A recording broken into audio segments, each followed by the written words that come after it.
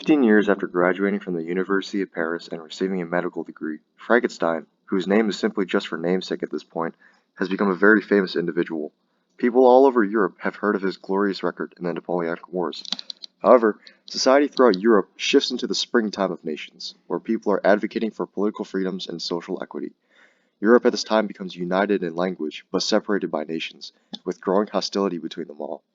This brings Frankenstein to advocate for unity across the world, and Frankenstein, not afraid of the unfamiliar, steps into the political realm. In his first speech, a group of thousands come to meet him, simply to see the famous war hero. However, as his charismatic words poured into the crowd's ears, saying that the government should be of the people, by the people, for the people, more and more people from different backgrounds and ethnicities began to come and listen. One of the most memorable parts during that speech was when he said, "Only when people never give up on each other, and instead put in the effort to be kind no matter the circumstances, that a world without war is possible," as he backs it up with his own life story of how he was born abandoned by everyone and everything, with everyone giving up on him because he was different, which planted hatred in his heart.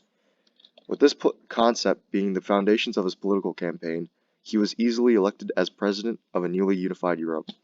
People from all over the world came to hear Frankenstein speak about social equity and relationships between folks by never giving up on each other no matter how bitter it is between them, and gradually more and more people wanted him to run the country. Before long, everyone lived in a world of liberty and equality, under the protection and authority of Frankenstein.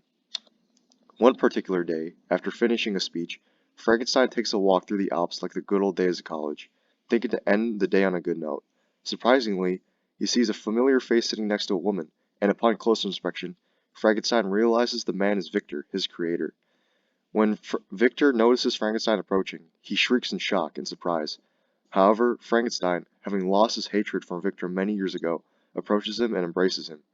Frankenstein tells Victor how thankful he is for him for giving him life. He is thankful because he has the satisfying right to say he ended it on a good note, and that is a life of purpose. After this, Frankenstein and Victor become the best of friends and will later team up to create medical breakthroughs.